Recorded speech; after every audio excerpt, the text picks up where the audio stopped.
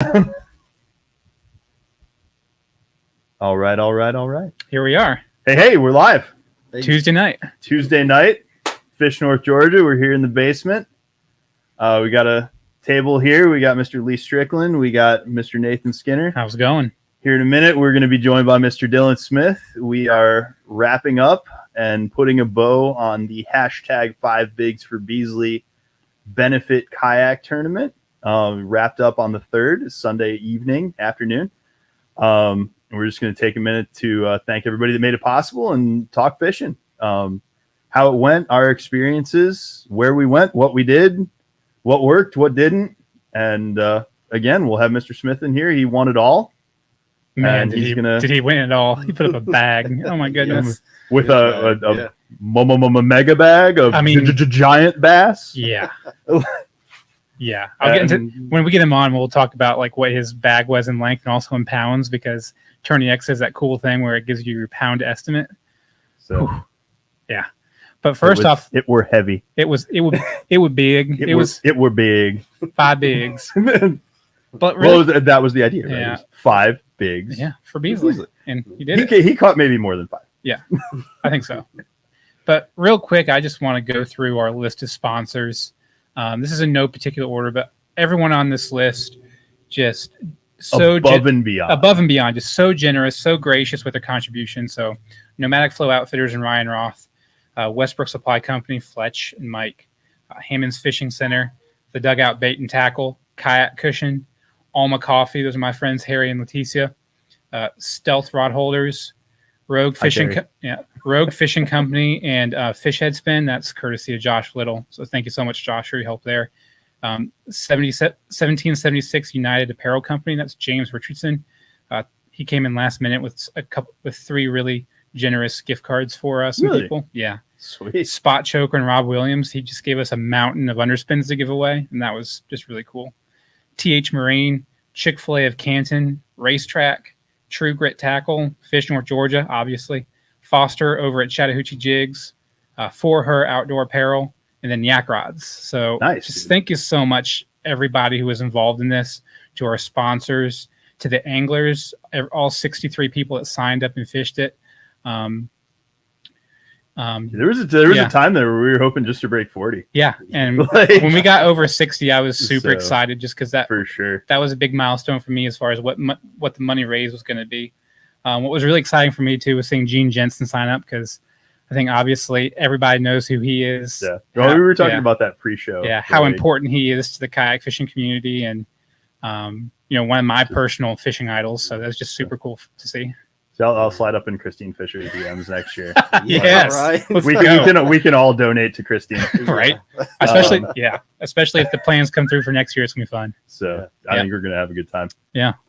So to that, do we want to talk about winners, or do we want to talk about let's go about those of us at the table that didn't win but we had a good time? Let's go top 5 first, and we'll pivot over that. So kicking off in 5th place was Stephen Guthrie. I've fished with him a couple times out at Rocky Mountain. He's a super cool dude, and so I was glad to see him out there fishing. He put up 101.75 inches, so he put up a big bag. That's a solid bag, dude. Jeremy Meadows, 105.5 inches. Derek Green, 105.5 inches. Gene Jensen, 106.25 inches. And then our winner, Dylan Smith, at 107.75 inches. Dang, that was estimated at a 29.35 pound bag. Dang, nice. I don't know if the 5 biggest bass I've ever caught would go 101. I don't think like 106. I don't think, I don't think that would happen for me. Yeah. No. The biggest fish I caught in the tournament was 19.5, which I was ecstatic about. Like when I caught that and I got in the boat, I was like shaking. I was like, oh my God. Well, you're feeling good about that. Yeah, like that's absolutely. That's an anchor fish right there. Oh yeah, that is a cull fish for sure. I mean, that culled a 14.75 inch fish. So that's a big step. That's a huge step. Call, in the kayak world, that's a big call. So, absolutely. What was your best fish out there, Lee? My best fish on board that I recorded was 17 and a half. Okay. I did have an 18 and a half get away. No. But had him on the board, was getting ready for the pick, and he done that last minute flop and was found his way over. Yeah. I was like, no. I'm starting to pick up the net trick, because after a few flop offs I had, especially last Wednesday, the net trick is now something Where that it's will at. happen. Yeah, Where it's oh, at. yeah. Yeah. Yeah, you'd share that with me on Messenger, and that's when I finally filled my limit, I was doing that, and and it was a good thing I did because I had a few more that actually hit the net, and I was like, and I was able to get them and save them. So Bring them back. Yep. yeah. Bring 'em back. I felt bad too because like some people were messaging me not realizing that they had a limit, and even though fish were 12 inches, they didn't realize they could submit them and count them toward their total. And I was like, submit literally every fish over 12 inches because most fish is like, I mean, that was a good prize. Dude, I'm tank of gas. That's expensive right now. I was guilty of that. Like we took an Etowah trip and I railed dumped a bunch of fish that were like in the 12 to 13. That won't help me. That won't help me. That won't help me. Like, I had a couple on the New Year too. Yeah. Like I was my first trip, Like, first or second trip. I caught a couple good ones that I was just like, I'm culling that fish. Like, that's not gonna. Yeah. For me, as like a tournament director now, because I want to keep doing kayak tournaments. Like I want to have a lot of prizes for people to compete for, not necessarily just cash, but like other cool prizes. Yeah, I think absolutely. I think most cold is fun because then people can just go out there and slay the 12-inch spots off of brush piles and really rack it up and have some pretty cool prizes. Yeah, and I think the mindset of most anglers, is that's not going to help, so you just automatically chunk it. And so with bringing that in and people really pay attention to it, I think that'll be a It's a lot of fun. cool It's there are a couple different series. Like I know PSK does the fish head the closest to the spin. Yeah. AKFL, Jason Moore, they do smallest fish. Yep. Yeah. I definitely think that's a good addition to any. I also think it'd be cool. Event. Allred, he caught that 7-pound or that 8-pound fish the other day, right? Yeah. So he's really good about keeping track of relative weights on fish. So I think like if everybody has like a scale and a board, like the best relative weight, I think would be a really cool prize. Cool. Yeah. But future stuff. Yeah. For sure. Well, let's talk about some now stuff. Yeah. Let's talk about some now stuff. Let's get Mr. Smith in here. Yes, Mr. Big Bag over here. Mr. Big Bag. And kind of chat about how the tournament went for him. For sure. Well, welcome to the show, Dylan Smith of Ringgold, Georgia. How are you doing tonight? I'm doing great, guys. Thank y'all, man. I'm excited to be here and just chat with fellow anglers and share what was definitely my best 2 weeks fishing I've ever had. So I don't Daddy, like that. Daddy Dill. G-Man in the house. Hey, if G-Man's saying that, then you've done something. That they have coined that recently. So. And he's not loving it. No. I'll take it. I think it means I'm the responsible one. I'm not sure, but maybe not. So just I guess like I said, we'll start at the high level. Just kind of take us through the tournament when you started out. What was your kind of plan starting from day one? Like once you entered and you're like, I'm gonna do blank.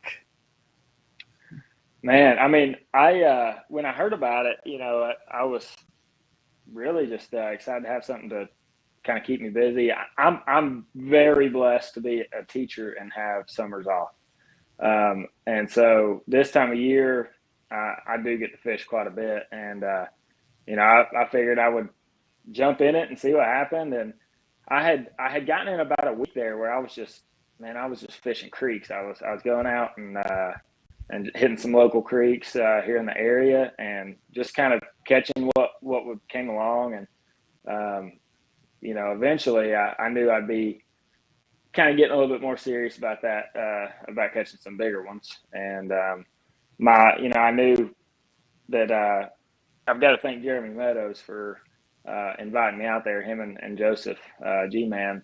They told me they were going out, so I took advantage of that. And man, that day we went out there, we hammered them at Rocky, and it's no secret that's a big bass lake. I mean, there's a bunch of big ones in there. It can humble you. I have been there and not caught anything. It doesn't fish fantastic all the time, but I think when it's on, it really is a jewel of the state of Georgia. And so yeah, we went out there, we hammered on them, and when I put up a decent bag with that, I was like, well, let's make a run at this thing. And from there, I just kind of put my head down and Did you fish the trophy lake at all, or do you only fish the 2 main lakes? I did not fish the trophy lake. I did catch fish that were in my top 5 in both lakes. So I've been to the trophy lake. It's beautiful out there, but a lot of guys know when it's open, it seems like most guys do go there, especially the boats. And so, man, I personally feel like I've got better opportunity to catch some bigger fish at the other ones because I know them better. Every time I go to the trophy lake, I tend to be trying to figure it out. If I put my head down and try to figure it out, I probably could catch them a little better than I do there. But no, of the two main lakes, do you have one that you prefer? I really don't. I fish the 2 differently for the most part. I mean, there's a few. Trying to think of the west. I think it's the west. When you go in, it's the one to the left. That might be the east lake. Either way, there's key spots on that one that I'll just kind of run and gun. I'll go hit bam, bam, bam, bam. If they're not firing, then I take off to the other one. So more often than not, I put in one and then go into the culvert to the other. So nice. Usually I hit both. But try to cover both. Yes. Did you go ahead. Did you hit up Lake Chickamauga at all in this tournament? Yes, I did. I would consider Chickamauga being a home lake. I could be up there in about 25 minutes, and I've been fishing some Tuesday nighters up there. With a fishermen group that I fellowship with, and so I had a couple opportunities to catch some up there, and one night I needed to cull like a 20-incher, and I got a 21.75 up there on a brush pile, and man, that was fun. It had me all wrapped up in that brush pile and jumped in the middle of it, and it was just sticks, bass and sticks, and I was like, oh, I'm never getting her out of here. But if you don't pull on too hard, I had 10-pound leader on. You don't pull on too hard on those brush piles. Sometimes they'll just work their way out. Other times they'll get tangled up and you're never getting them out. But it's not like I could force it out on 10-pound leader, so I just kind of let her play, and she come out of there, and man, it was awesome. Yeah, Chickamauga's been fishing good, but I've been fishing mostly grass. I know this time of year, ledges is the main deal, but maybe one day I'll figure that out. But man, them things can be finicky. I find them, and I just can't get them to bite. So the grass is more the deal for me up there. Everything is flow up there. That's what I hear. So here's G-Man. I asking what we're about to ask. Did you have one technique that you leaned on hard, or was it kind of maybe junk fishing, or where did you go with your technique wise?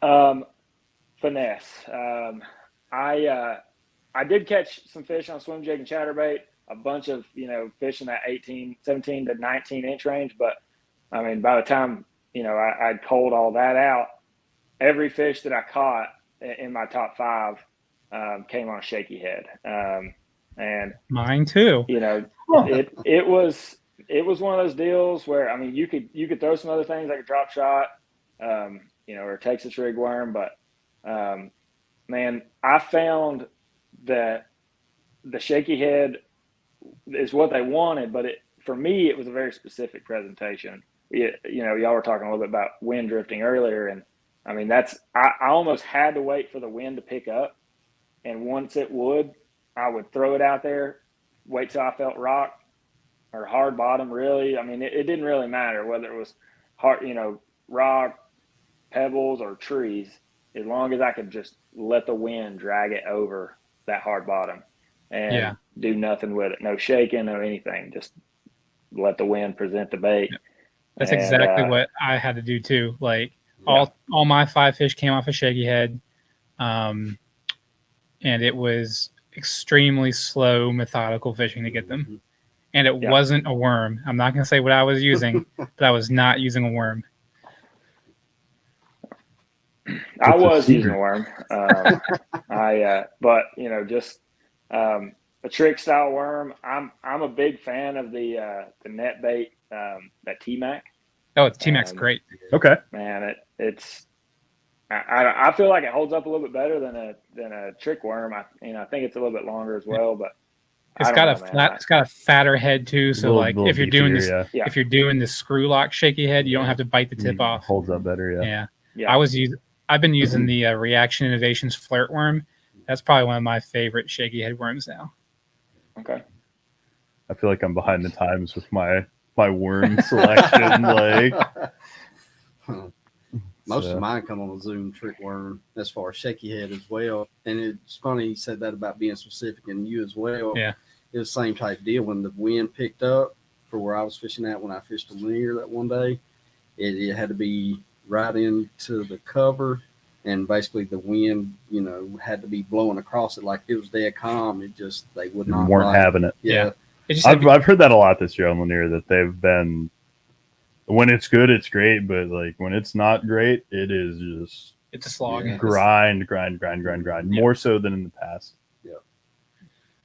So they're getting wise, I think, to a lot of the old tricks. So, Dylan, what's your current setup as far as kayak and what rods and reels and stuff you're throwing? Yeah, I'm running a Hobie Pro Angler 12 360, and I made a switch from a native Titan about 3 months ago, and Angie made a switch from the kayak I sold you. That was years ago. Years ago. We say 3 or 4 years ago, yeah. And that was when I was I guess it was about 2.5, 3 years ago. But yeah, I had just gotten into the kayak thing, and that was pretty cool when we figured that out. But I love the native. They're great kayaks. I'd tell everybody that's looking for their first pedal drive, that's a fantastic boat to go with. But this year I just jumped into the tournament scene so heavy that I just am one of those people that I'm going to try to do something with excellence if I'm going to do it. So I just made the jump to the 360, and there's a lot of really good things about that boat. There's a few things I would change, but I'm very happy I did do that. I run a 9-inch Garmin, and I don't do any really special electronics. I'm trying to learn what my graph is capable of now before I jump into the Panoptic stuff and all that. And no motor, for me recently I've been trying to just get out on the water as light as possible.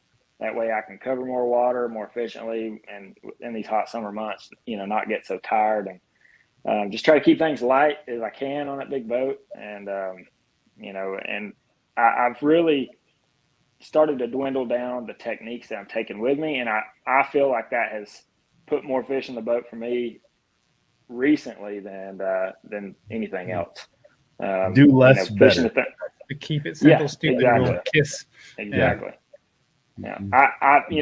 I'm big into watching YouTube, and I've got Bash University, and there's so much information out there. But if you go and you split your time up between too many different things, and try to learn 100 techniques, you're not ever getting as good at one thing or even 5 things that you could be if you just kind of went out there and grinded with those day in and day out.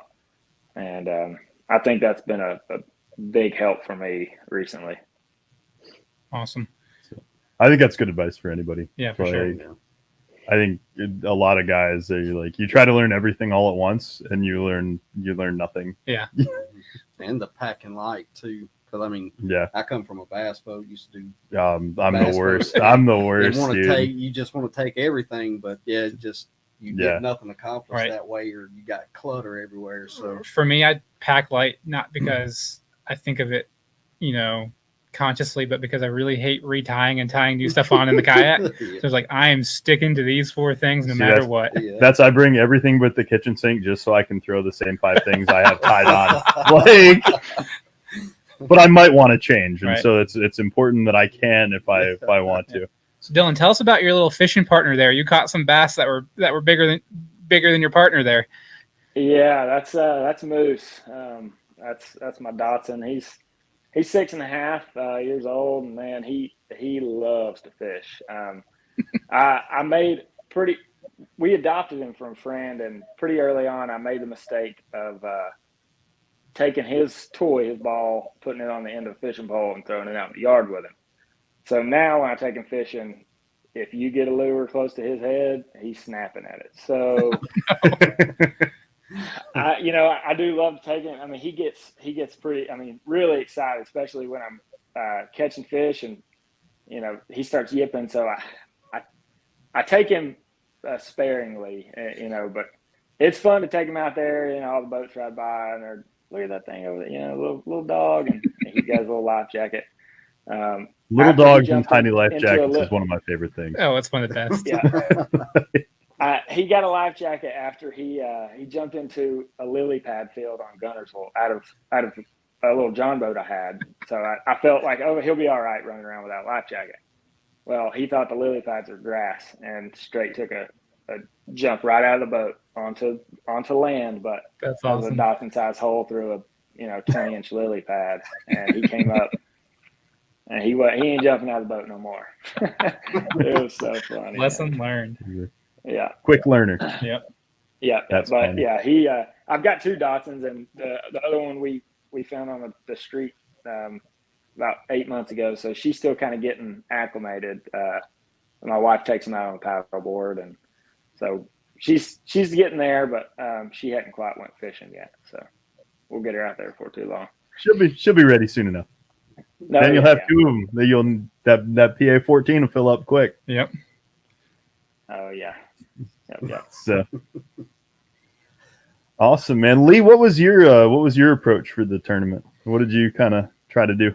Well, for me personally, I was actually at first going to pay for somebody's entry fee because we were actually in the middle of moving during this time, and so then I was talking to the wife about it, and I went ahead and registered. And then I was talking to her about it. She's like, well, I'm sure we can find a few days to where, we'll be in between. And so I was like, all right. So at first I had no clue, but I lived so close. Well, at the time I lived close to Thompson Creek and War Hill. So I was like, I figured War Hill was going to be a little busier than what Thompson Creek would. So I figured, well, let me just go out here, see if I can find some deep brush here and there and see if I can't, maybe pick some up kind of quick. And, since I knew I was going to be limited on time as far as to fish.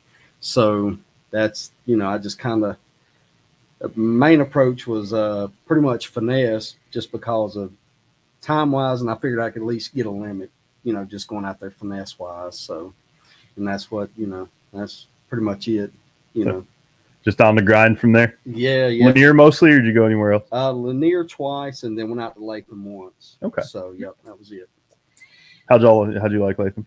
Oh, I like Latham. You fish out there a good bit? I fished Latham twice, and then met up with Nathan out there Sunday, and that was the 3rd time. And so that day, I kind of went more exploring that day than actually sitting there grinding and fishing. Yeah. But because I'd only fished pretty much the lower area, and so I was like, well, I'm going to check out the upper end, see what it's about. And so went on up that way a little bit, and so the old hands up there will tell you it's a little different up there on the north part of the lake. Yep. It's good though. Fish is a little different. Yep. It's good. So that's a good little lake. Yeah. What about you, Nathan? What was your game plan? My game plan was likely get a limit with finesse and then start calling with some bigger baits. And so that's what I did. But all my top 5 fish ended up coming off of the finesse tactics.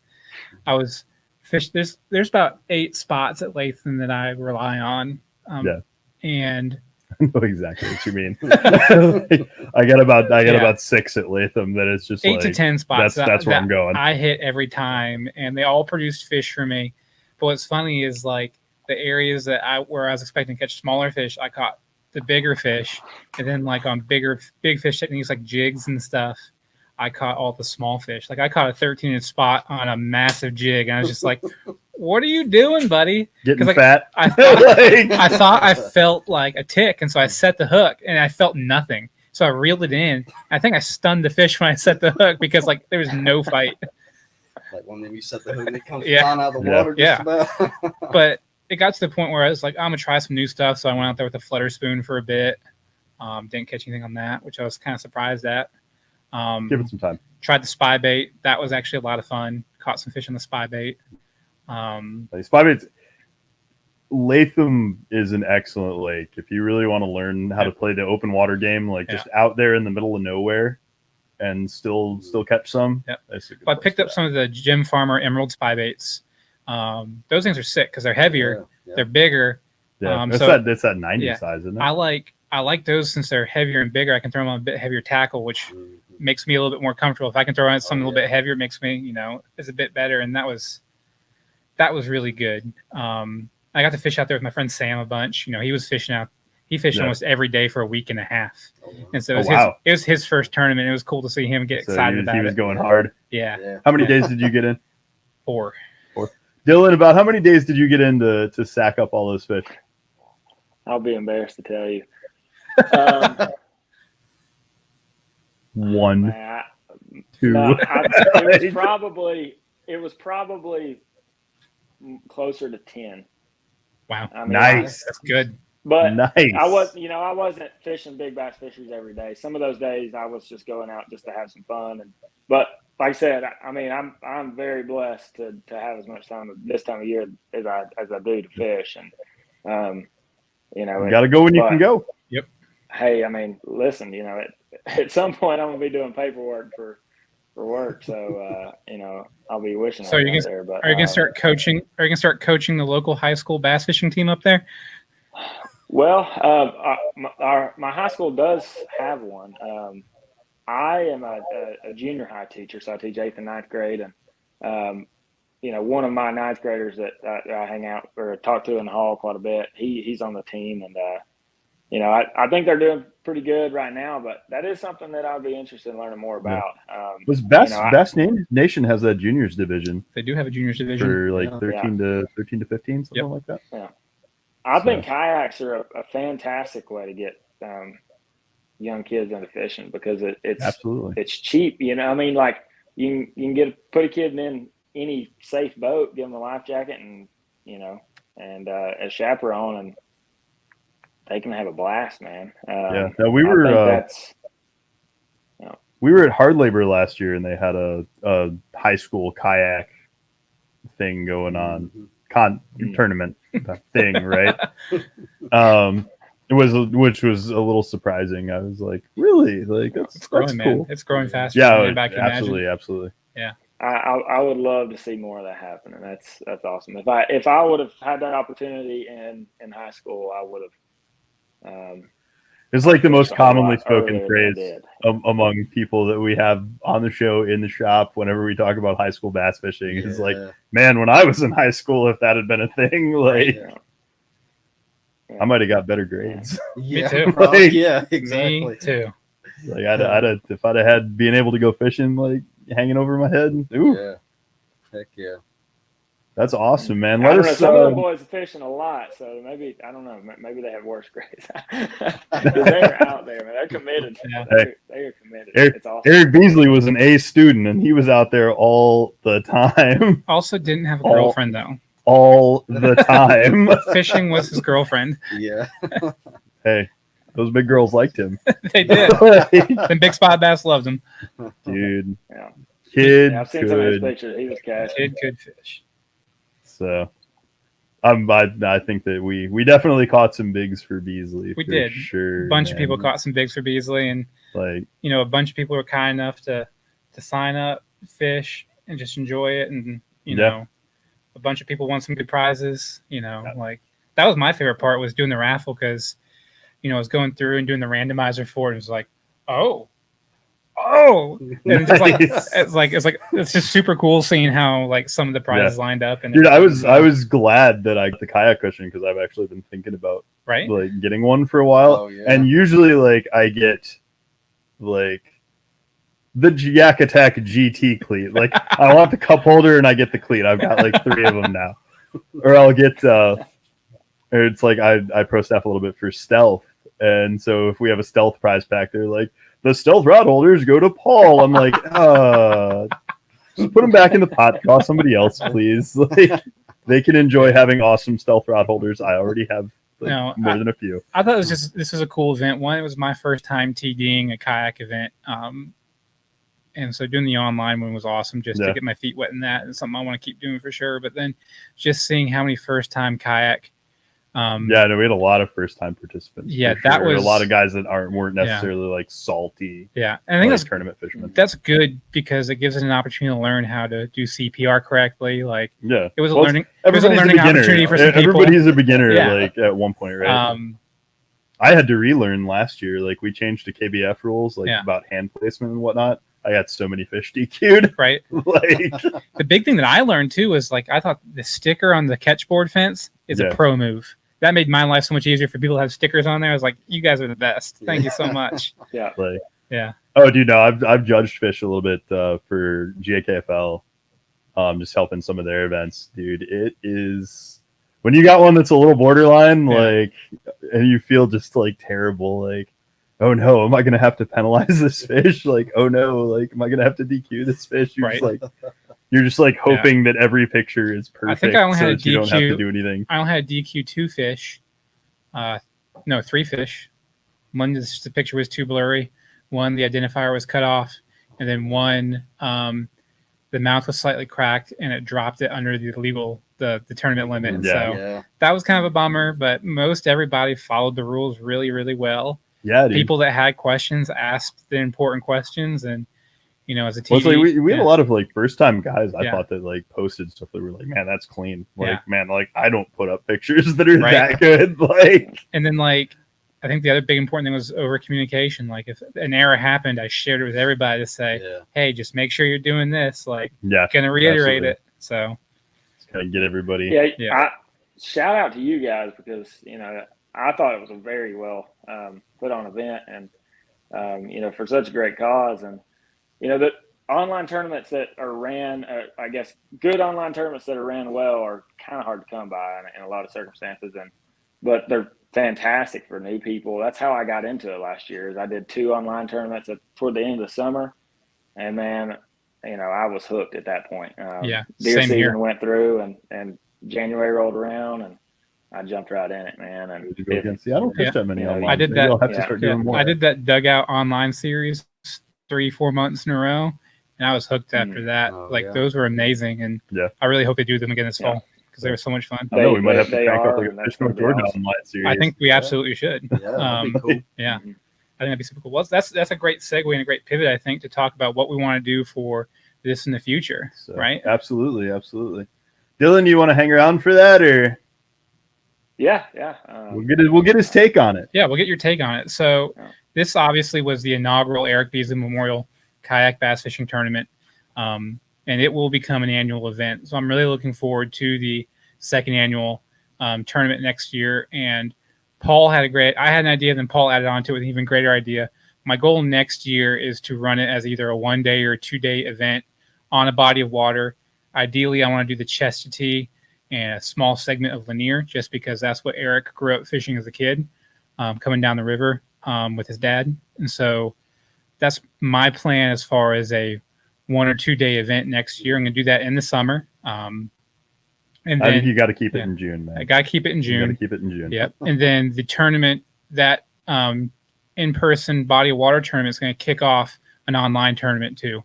So you can have we can have both and just have fun fishing. That way people who fish the online one can meet people in person, or people can just choose to fish one or the other. So I think it gives some people more options. Yeah.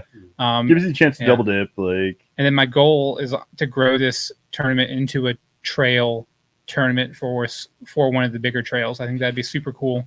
I think Eric would have loved it too, just to see it grow like that. Well, I mean, that was him. Yeah. Like, it wasn't. Eric was not afraid of competition. Mm-hmm. Like, in any ways, there are a lot of guys that like they find reasons not to step up to the next level.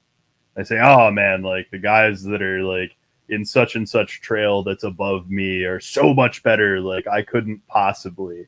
Like, Eric Beasley's philosophy on that was like, I can beat those guys. Yep. Like, it was like, and it was just like, he had such drive. Mm-hmm. And I think that would be, not to get too philosophical, it's like a good lesson, I think, for everybody, especially for adults. Like, we always come up with a lot of like people like to erect roadblocks in front of themselves and find reasons not to do things, especially when we're taking chances. Especially when we're competing because we don't want to embarrass ourselves. Mm-hmm.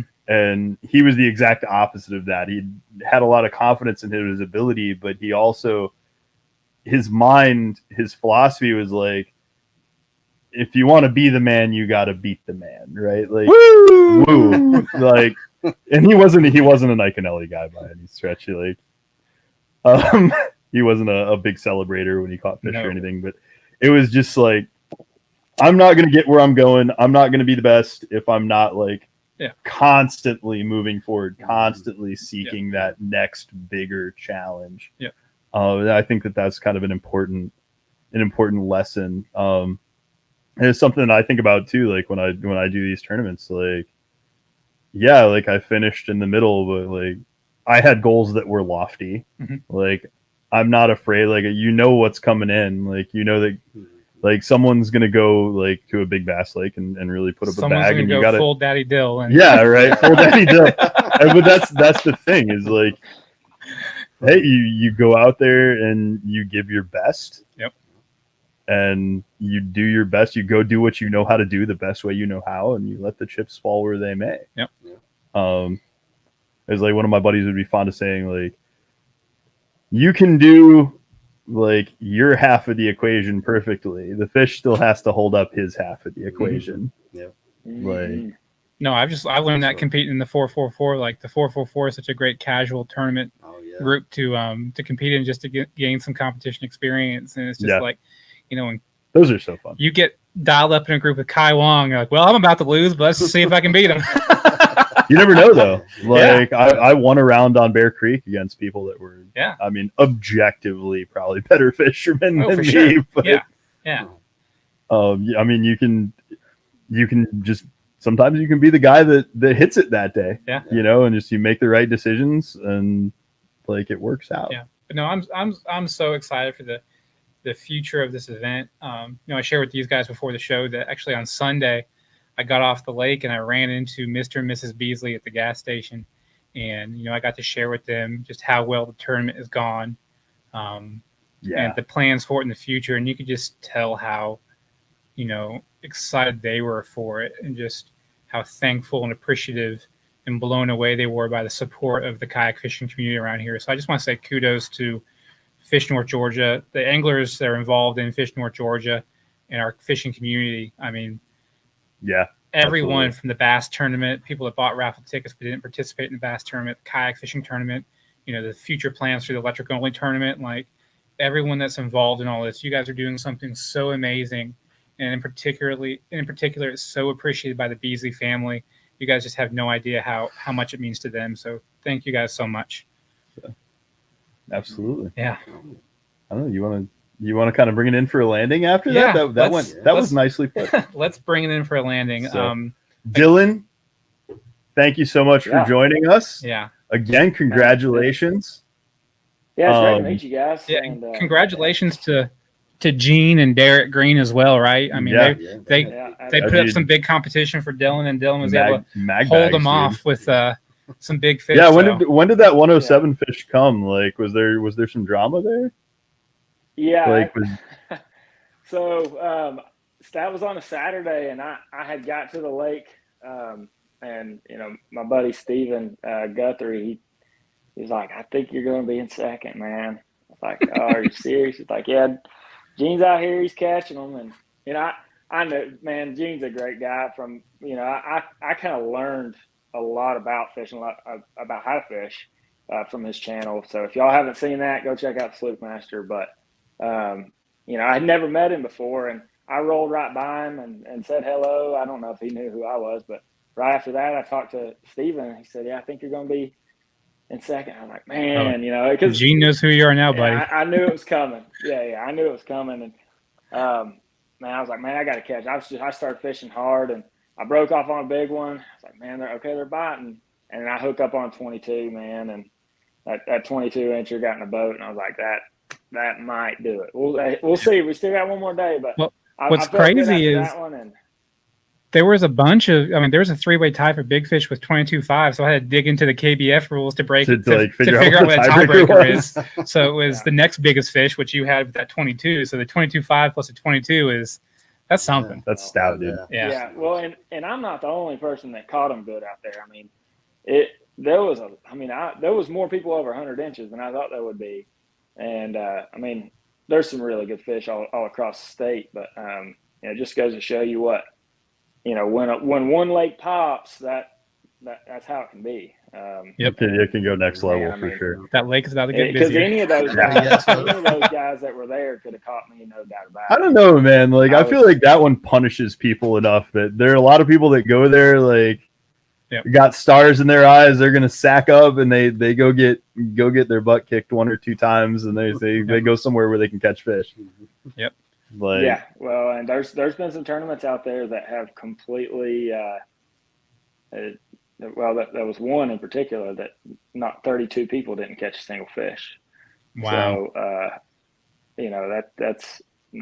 that goes to show you not every day it's gonna fish like that, but man, we had a good time out there. I mean, everybody I talked to, a bunch of the guys that I hang out with, stay in Airbnbs with, were out there, and man, we were just smiling and talking about it. I mean, it'll be a week or a couple of week little period that we'll remember for a long time.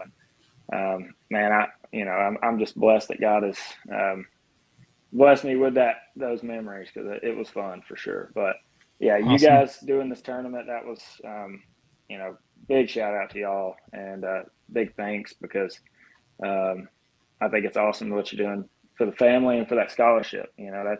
That's something that there's a kid out there one day that's going to get that, and it might bring him to the next level, or yes, sir. just help him get through school. Yeah, that's true, and you'll have been a little part of that. Yeah. Oh yeah. And thank you so much for participating, and we hope to see you involved in it again next year on the body of water tournament and the online tournament. That'd be so cool. So I will be. You got to defend the crown, right? Got to defend the crown. So well, we'll see what happens, but.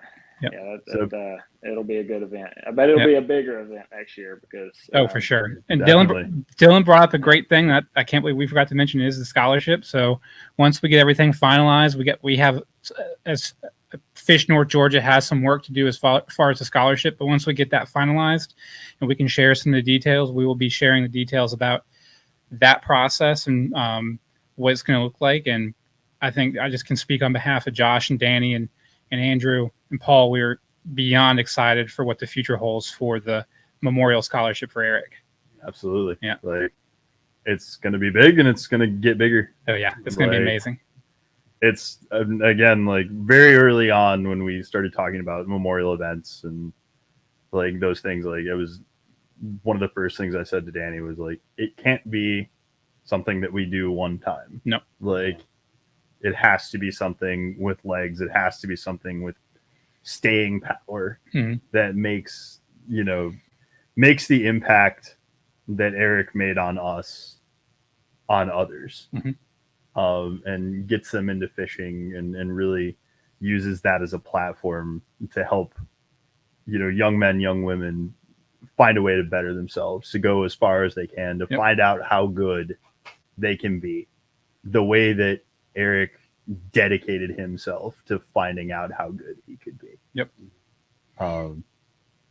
And so, yeah, no, I'm looking forward to it. I think it's going to be amazing. It's definitely going to be amazing. It should be. So let's bring it on that. Let's bring it on that. Dylan, great point to leave on. Thank you so much for joining us. Thank you. Absolutely. We hope to see you soon. Go keep catching them, man. Yeah. So good luck out there and be safe. Yeah. Have a good rest of your summer. Enjoy your teaching break and get back out there on the water. Take care, brother. Guys, I appreciate it. Yeah, y'all have a good one. Well, Paul, well, Lee. Well, that was the Eric Beasley Memorial Kayak Bass Fishing Tournament. That was the tournament that was the inaugural. And now we get to plan for the second annual. Yeah. So planning starts now. Yep. We've got big goals. We've got lofty goals. They're kind of goals that this guy right here would want us to have. I know we've already said it once or twice, but just Miss Dawn, Dave, love you guys, Sydney. Yep. Love you guys. We're thinking of you often. And we loved Eric, and we're thinking of him often too. And just again, this is a pleasure and a privilege. Yep. I think on behalf of on all counts, a pleasure and a privilege. Yeah. On behalf of the Creekview and Cherokee County communities, Fish North Georgia, Revolution Church, and just the whole community of North Georgia anglers, just thank you everyone so much for being a part of this kayak event and the bass fishing event. I've said it once before, I'll keep saying it. You have no idea the profound impact you're making on the lives of the Beasleys and on the lives of future high school anglers. So just again, thank you so much. So with all of that said, thank you guys that are part of the Fish North Georgia community that joined us here tonight. Talk kayak fishing a little bit. If you'd watch at a later date, thank you as well. We'll see you before too long. Yeah, we'll see you on Thursday. Right? We'll see. We'll be back Thursday, obviously, with a regular episode of the Live Well. So, cool. Good night. Good fishing. Good luck out